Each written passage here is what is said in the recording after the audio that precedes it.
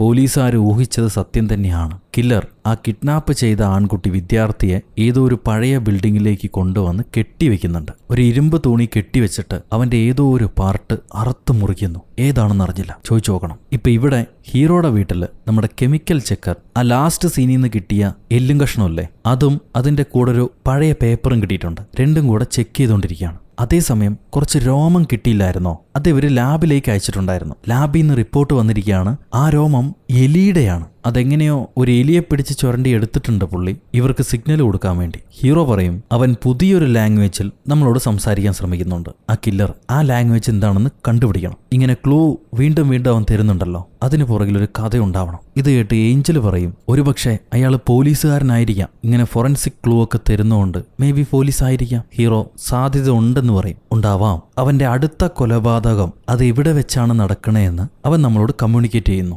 Forensic രീതിയിൽ. ഒരു പക്ഷേ ആ കൊലപാതകം നടക്കുന്നതിന് മുന്നേ നമ്മൾ വിക്ടിംസിനെ രക്ഷപ്പെടുത്തുകയാണെങ്കിൽ അവരുടെ ഉയിരിന്റെ ഉത്തരവാദി നമ്മളാണ്. നമ്മൾ അവരെ രക്ഷപ്പെടുത്തി. പക്ഷെ നമുക്ക് കണ്ടുപിടിക്കാൻ പറ്റാതെ ആ മനുഷ്യൻ മരിച്ചു പോയാൽ ആ മരണത്തിനും ഉത്തരവാദി നമ്മളാണെന്നാണ് ഈ കൊലയാളി പറയുന്നത്. അതിന്റെ റെസ്പോൺസിബിലിറ്റി നമ്മുടെ തലയ്ക്ക് വെക്കുകയാണ് അവൻ, എന്തോ ഒരു വൈരാഗ്യം കൊണ്ട്. ആ ലാസ്റ്റ് ക്രൈം സീനിൽ നിന്ന് കിട്ടിയ സാധനങ്ങളിൽ കുറച്ച് ചെളി ഉണ്ടായിരുന്നു. ആ ചെളി എന്താണെന്ന് ഹീറോ ചോദിക്കും. ഈ ക്രൈമിൽ ഒരുപാട് ഇൻവോൾവ് ആയതുകൊണ്ട് തന്നെ ഹീറോയുടെ ഹെൽത്തും കുറച്ചായിട്ട് ഡൗൺ ആവുന്നുണ്ട്. ഭാഗ്യത്തിന് നമ്മുടെ പേസ് മേക്കർ ഡോക്ടർ പുള്ളിക്കാരന് വേണ്ട ട്രീറ്റ്മെന്റ് ഒക്കെ കൊടുക്കുന്നുണ്ടാവും. ഇപ്പോ ആ ഡേർട്ട് ചെളി എന്താണെന്ന് ചോദിക്കുമ്പോൾ അത് നൈട്രേറ്റ് റിച്ച് ആണെന്ന് കെമിക്കൽ ആൾ പറയാണ്. ഈ നൈട്രേറ്റ് ഉപയോഗിക്കുന്നത് ബോംബിലോ ബുള്ളറ്റുകളിലോ ആയിരിക്കും. അങ്ങനെയുള്ള സ്ഥലമുണ്ടോ നമ്മുടെ സിറ്റിയിൽ?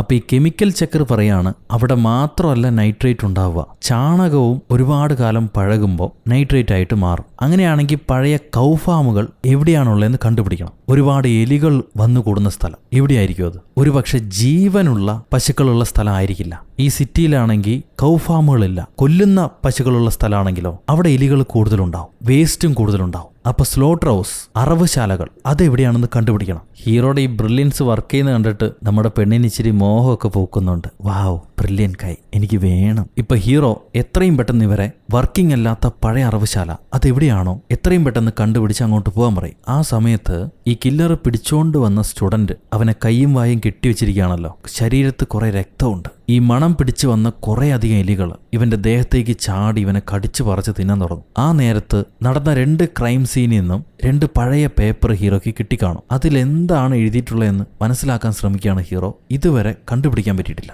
അതിനുവേണ്ടി സ്ട്രെയിൻ എടുത്ത് വീണ്ടും വീണ്ടും അങ്ങേര് തളരുകയായിരിക്കും. അപ്പോഴാണ് ഹീറോയിൻ സിറ്റിയിൽ കാലങ്ങൾക്ക് മുന്നേ അടച്ചു പൂട്ടിയ 2 അറവുശാലകളുടെ ഡീറ്റെയിൽസ് പറയുക. അതിൽ ഒന്ന് 1906 മറ്റൊന്ന് 1898 അതിലെ ഏറ്റവും പഴയ അറവുശാലയിലേക്ക് എത്രയും പെട്ടെന്ന് ഹീറോ ഇവിടെയുള്ള പോലീസുകാരോട് പോകാൻ പറയും. അവരുടെ കൂടെ തന്നെ ഹീറോയിനെയും പോകാൻ പറയുകയാണ്. സോ അവളും ഈ വലിയ പോലീസുകാരൻ്റെയും അസിസ്റ്റന്റിന്റെയും കൂടെ ആ ഏറ്റവും പഴക്കമുള്ള അറവുശാലയിലേക്ക് ചെല്ലും. ബാക്കിയുള്ള പോലീസുകാർ മറ്റ് അറവുശാലകളിലാണ്. ഇപ്പൊ ഇവിടെ ഈ 3 പേര് മാത്രമേ ഉള്ളൂ. അതിലും ആദ്യം ഹീറോ ഏഞ്ചലിനോടാണ് അകത്തേക്ക് പോകാൻ പറയുക. ധൈര്യമായിട്ട് അകത്തേക്ക് പോയിക്കോ, ആ കില്ലർ ഒറ്റയ്ക്കായിരിക്കും ഈ കൊലപാതകങ്ങൾ ചെയ്യുന്നുണ്ടാവുക, അതുകൊണ്ട് നീ പേടിക്കണ്ട, നിനക്കൊന്നും സംഭവിക്കില്ല, തോക്കുമായിട്ട് അകത്തേക്ക് പോകാൻ പറയും. ഹീറോ ഈ 3 പോലീസുകാരെയും ഇങ്ങോട്ട് പറഞ്ഞു വിട്ടത് അറിഞ്ഞിട്ട് ബാക്കിയുള്ള NYPD ആൾക്കാർ, മറ്റേ മംഗോസ് ഡിറ്റക്റ്റീവ് ഇല്ലേ, അയാളുടെ ആൾക്കാരെയും ഇങ്ങോട്ട് പറഞ്ഞു വിട്ടിട്ടുണ്ട്. പുള്ളിക്കാരെ ഓടി വന്ന് ഞങ്ങൾക്ക് അകത്ത് പോകണം എന്ന് പറഞ്ഞ് പ്രശ്നം ഉണ്ടാക്കിക്കൊണ്ടിരിക്കുക. ആ സമയത്ത് ഹീറോയിൻ മെല്ലെ ഈ ബിൽഡിങ്ങിനകത്തേക്ക് ചെല്ലുകയാണ്. പോയി നോക്കുമ്പോൾ ഉണ്ടാവും നിറച്ച എലികൾ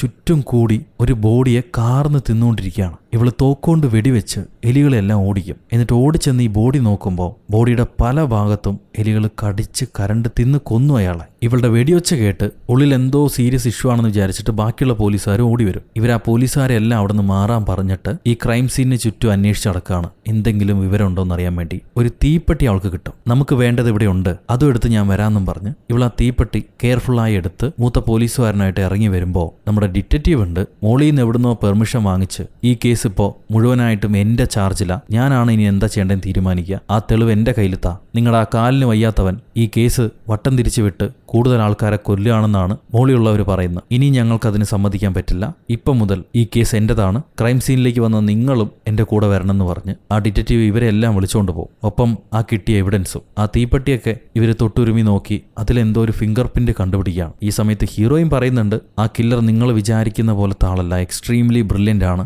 ആ പെട്ടിയിൽ ഫിംഗർ പ്രിന്റ് ഉണ്ടാവാനുള്ള സാധ്യതയില്ല. പക്ഷേ ഇവരെ കെമിക്കൽ ഡോക്ടർ എങ്ങനെയൊക്കെയോ ഒരു ഫിംഗർ പ്രിന്റ് അതിനകത്ത് കണ്ടുപിടിച്ചു. നീ എല്ലടി പെണ്ണെ പറഞ്ഞത് ഉണ്ടാവില്ലാന്ന്. ബ്രില്യൻ്റായ ഒരു പോലീസുകാരനെ എന്തും കണ്ടുപിടിക്കാൻ കഴിയും. ഇതിനകത്ത് വളരെ തെളിവായിട്ടുള്ള ഒരു ഫിംഗർ പ്രിന്റ് ഉണ്ട്, ഞങ്ങൾ കണ്ടുപിടിച്ചോളാം. ഇനി ഹീറോയുടെ വീട്ടിൽ ഈ കേസുമായി ബന്ധപ്പെട്ട ഒരു കാര്യങ്ങളും ഉണ്ടാവാൻ പാടില്ല, എല്ലാം റിമൂവ് ചെയ്യുന്നും പറഞ്ഞ് ഹീറോയുടെ വീട്ടിലുണ്ടായിരുന്ന ആ പോലീസ് സെറ്റപ്പ് എല്ലാം ഇവരവിടുന്ന് മാറ്റുകയാണ്. നമ്മുടെ കെമിക്കൽ ചെക്കറും ഇറങ്ങിപ്പോവും. അയാൾ ഹീറോയുടെ പഴയ കൂട്ടുകാരനായതുകൊണ്ട് തന്നെ ഹീറോ കഴിഞ്ഞ 12 മാസമായി ഇതേപോലുള്ള കൊലപാതകങ്ങൾ എവിടെയെങ്കിലും സംഭവിച്ചിട്ടുണ്ടോ എന്നുള്ളത് നീ ഒന്ന് ചെക്ക് ചെയ്തിട്ട് പറയണേ, എനിക്ക് സംശയമുണ്ടെന്ന് പറയും. പുള്ളിക്കാരന് സമ്മതിക്കുന്നുണ്ട്. ആ നേരത്തെ ഇവിടെ നമ്മുടെ പൊങ്ങൻ ഡിറ്റക്റ്റീവ് അയാൾ ആ കിട്ടിയ ഫിംഗർ പ്രിന്റ് വെച്ച് അതുമായിട്ട് മാച്ച് ആവുന്ന ഏതോ ഒരു വ്യക്തിയെ കണ്ടുപിടിച്ചു. കിട്ടി ആളെ ഞങ്ങൾക്ക് കിട്ടി, കണ്ടോ, വിവരവും വിദ്യാഭ്യാസവും ഉള്ള ആൾക്കാർ കൈവച്ചാൽ എന്തും തെളിയെന്ന് പറഞ്ഞിട്ട് പുള്ളിക്കാരൻ ആ കണ്ടുകിട്ടിയ ഫിംഗർ പ്രിന്റിന്റെ അടയാളക്കാരനെ തേടി പോവാണ്. ഈ നേരത്ത് ഹീറോയിൻ ഇവർക്ക് കൊടുക്കേണ്ടി വന്ന ആ തീപ്പെട്ടി എവിഡൻസ് ഇല്ലേ, അതുമായിട്ട് അവിടുന്ന് കടന്നു കളയും, അവരുടെ സ്റ്റേഷനിൽ നിന്ന് കടന്നു കളയും. അപ്പൊ ഇവിടെ ഡിറ്റക്റ്റീവിന്റെ പോലീസുകാർ ഫിംഗർ പ്രിന്റ് ഉണ്ടായിരുന്ന മനുഷ്യനെ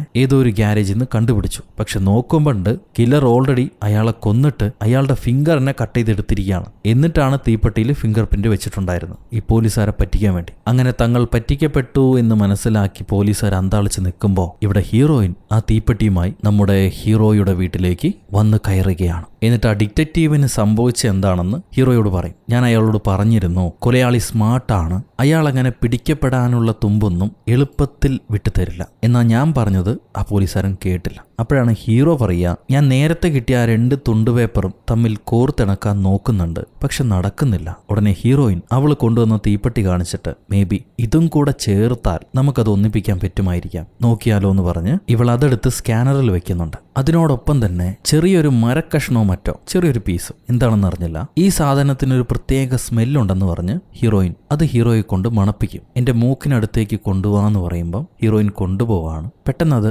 അവന്റെ മേത്തേക്ക് വീഴും. അവനെന്ന് പറഞ്ഞ ദേഷ്യപ്പെടാണാവോ പുള്ളി, അദ്ദേഹത്തിന്റെ മേത്തേക്ക് വീഴുന്നു. സോറി ചേട്ടാ. ഇപ്പം നമ്മുടെ ഏഞ്ചു മെല്ലെ അതിങ്ങനെ തപ്പിയെടുക്കുകയാണ്. ഈ തപ്പിയെടുക്കാനുള്ള സമയം 2 പേരുടെയും ക്ലോസ് ആയൊരു മൂമെന്റ്, നല്ല രസമുണ്ട്. അങ്ങനെ എടുത്തു കഴിഞ്ഞ് മണപ്പിക്കുമ്പോൾ ഇതിനൊരു മണ്ണെണ്ണയുടെ മണമുണ്ടെന്ന് ഹീറോ പറയും, കെറോസിൻ സ്മെൽ. അപ്പോഴാണ് ആ കെമിക്കൽ ചെക്കറിലെ ഹീറോയുടെ കൂട്ടുകാരൻ, പുള്ളിക്കാരൻ ഒരു ഫയല് ഹീറോയ്ക്ക് വേണ്ടി അയച്ചിട്ടുണ്ടാവുക. അത് തെൽമ കൊണ്ടുവരും, ഹോം നഴ്സ്. എന്താന്ന് നോക്കുമ്പോൾ ഈ 12 മാസങ്ങൾക്കിടയിൽ ഇതേ സിറ്റിയിൽ സംഭവിച്ചിട്ടുണ്ടായിരുന്ന ഏകദേശം ഇതേപോലത്തെ ക്രൈംസ്, അതിലെല്ലാം ശരീരത്തിൽ നിന്നും ചെറിയ മാംസം മുറിച്ച് മാറ്റപ്പെട്ടിട്ടുണ്ട്, ചെറിയ അളവിൽ.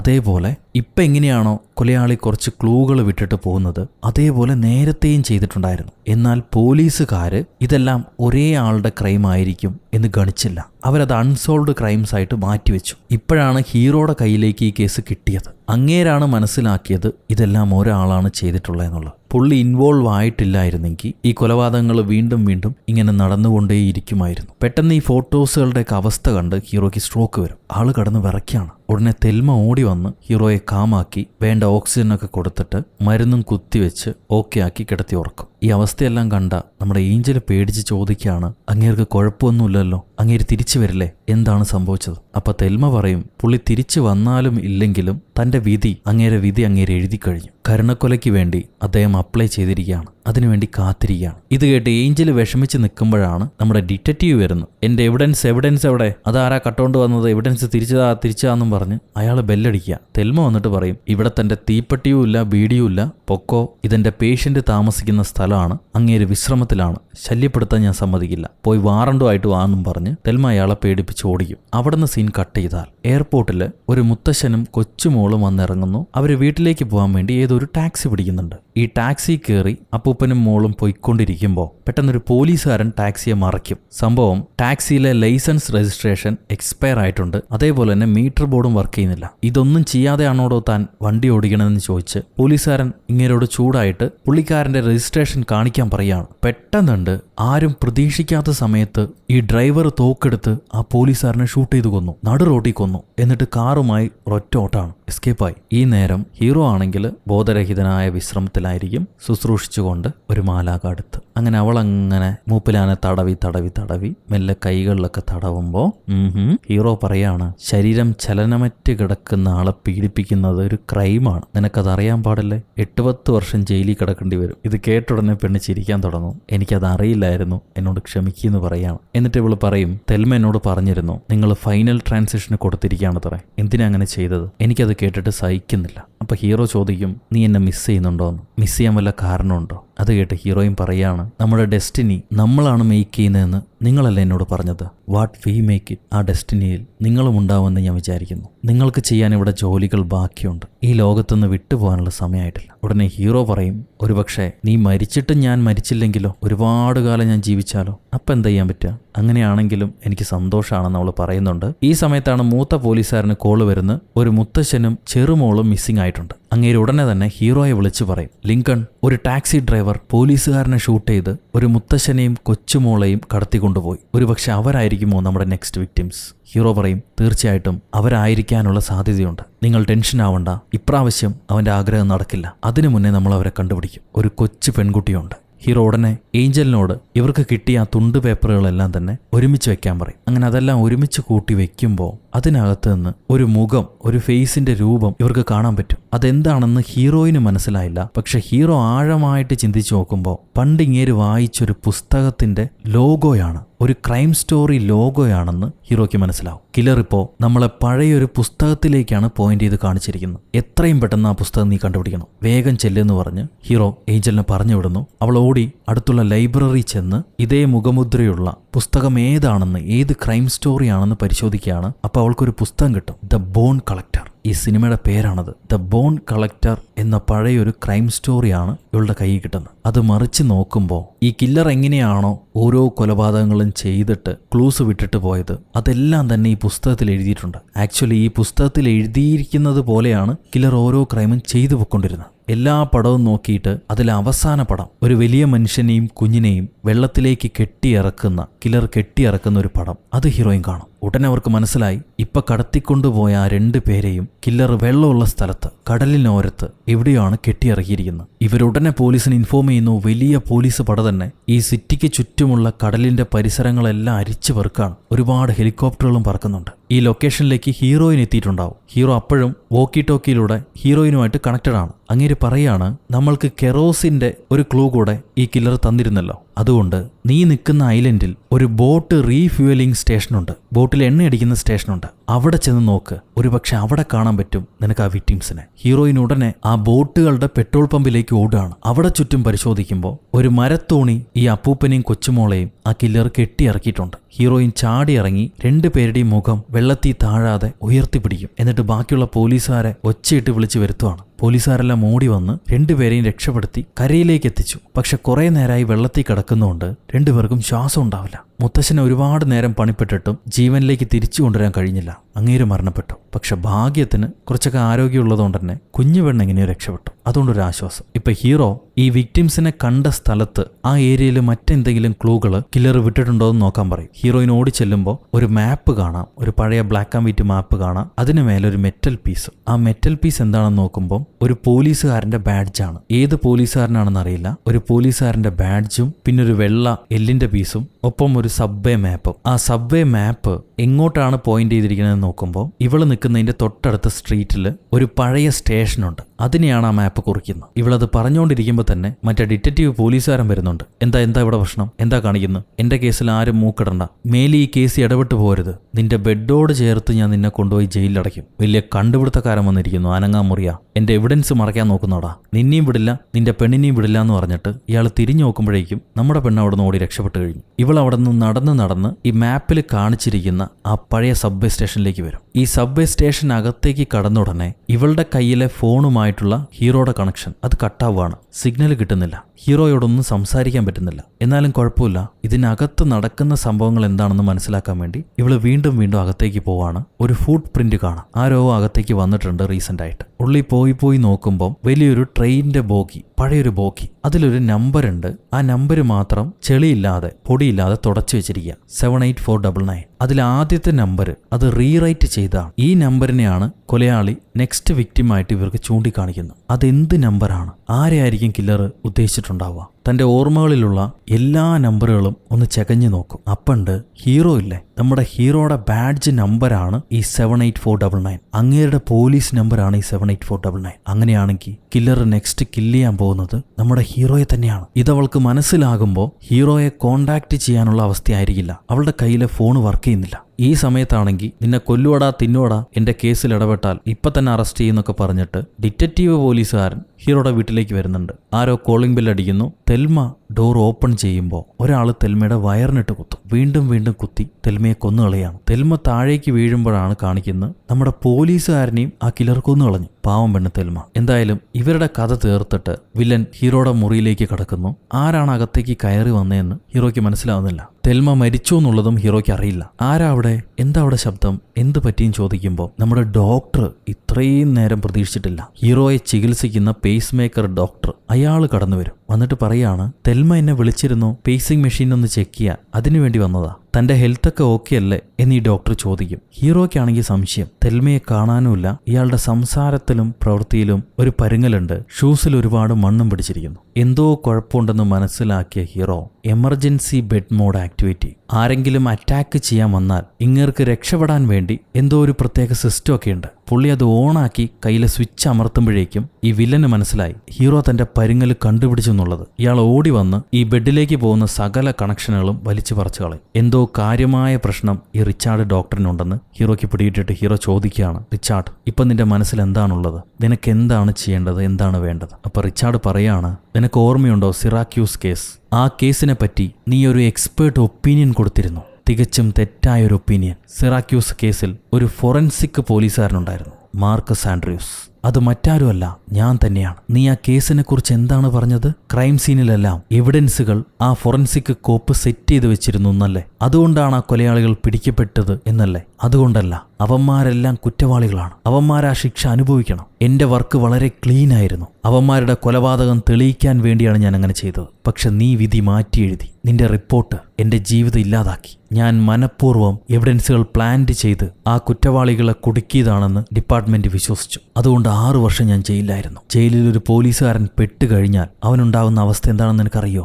ഓരോ ദിവസവും ഓരോ കള്ളനും കൊള്ളക്കാരനും എന്നെ പീഡിപ്പിച്ചുകൊണ്ടിരുന്നു. നീ അത് അനുഭവിച്ചില്ല. എന്റെ നിലവിളി ആരും കേൾക്കാനുണ്ടായിരുന്നില്ല. നീയാടാ എന്റെ ജീവിതം നശിപ്പിച്ചത്. ഇനിയും ഒരാളെ ഈ വിരൽ ചൂണ്ടി നീ കുറ്റപ്പെടുത്താൻ പാടില്ല. അതിന് ഞാൻ സമ്മതിക്കില്ല എന്നും പറഞ്ഞ് ഈ ഡോക്ടർ ഹീറോയുടെ വിരൽ ഒടിച്ചു കളയും. എന്നിട്ട് പറയാണ്, അവരെല്ലാം പറയുന്ന അത്രയും കഴിവുള്ളവനല്ല നീ. എത്രയോ ക്ലൂകൾ ഞാൻ നിനക്ക് തന്നു. എന്നിട്ടും നിനക്ക് ആ മനുഷ്യരെ രക്ഷപ്പെടുത്താൻ കഴിഞ്ഞില്ല. കഴിവില്ല നിനക്ക്. എന്റെ അത്രയും കഴിവില്ല. അവരാരും പറയുന്ന അത്രയും കഴിവില്ല.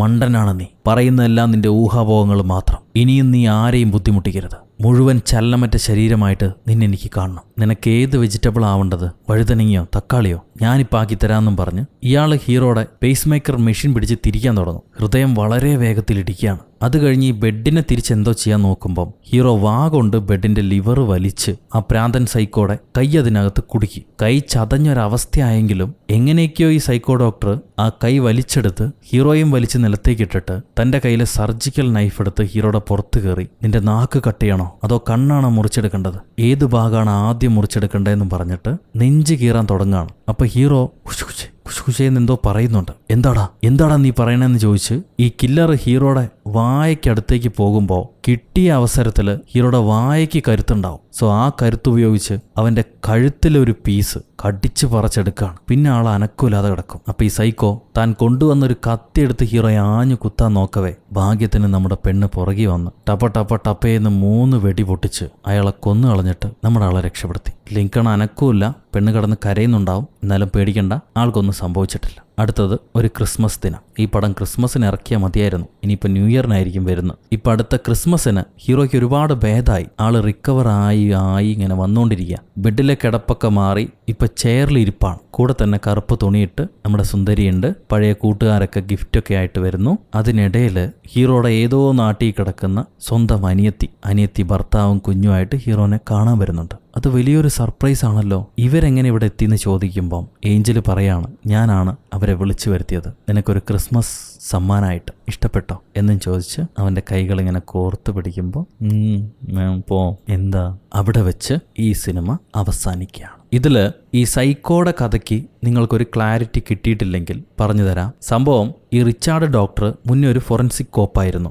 പോലീസുകാരനായിരുന്നു. അപ്പം അയാൾ അന്വേഷിച്ചിരുന്ന പല കൊലപാതകങ്ങളിലും അങ്ങേർക്ക് സംശയം തോന്നണ അല്ലെങ്കിൽ പുള്ളിക്ക് ഇഷ്ടമല്ലാത്ത ഏതെങ്കിലും ഒരാളുടെ വിവരങ്ങൾ കൊണ്ടുപോയി ക്രൈം സീനിൽ വെച്ച് കളയും. എന്നിട്ട് അയാളാണ് കുറ്റവാളിയെന്ന് വരുത്തി തീർക്കും. ഇതിനെയാണ് ഹീറോ എന്തോ കുഴപ്പമുണ്ടല്ലോ എന്ന് പറഞ്ഞ് അന്വേഷിച്ച് ഉടച്ച് പുറത്ത് കാണിച്ചത്. അപ്പോൾ ഓൾറെഡി ആ പ്രാന്തന്നെയാണ് ചെയ്തുകൊണ്ടിരുന്നത്. പക്ഷെ അത് ഹീറോ കണ്ടുപിടിച്ചപ്പം പുള്ളിക്ക് ഇഷ്ടമായില്ല. അതിൻ്റെ കൂടെ തന്നെ ഹീറോയെക്കാളും വലിയ ബുദ്ധിമാനാണ് താൻ എന്ന് കാണിക്കാൻ വേണ്ടിയുള്ള ഈഗോ, പിന്നെ പഴയ വൈരാഗ്യം, ഇതെല്ലാം ചേർന്നിട്ടാണ് ഇയാൾ ജയിലിൽ നിന്ന് ഇറങ്ങി ഡോക്ടറെ വേഷവും കെട്ടി എങ്ങനെയൊക്കെയോ ഹീറോയുടെ അടുക്കിലേക്ക് വീണ്ടും തിരിച്ചു വന്നത്, ഈ ക്രൈമുകളൊക്കെ ചെയ്യാൻ തുടങ്ങിയത്.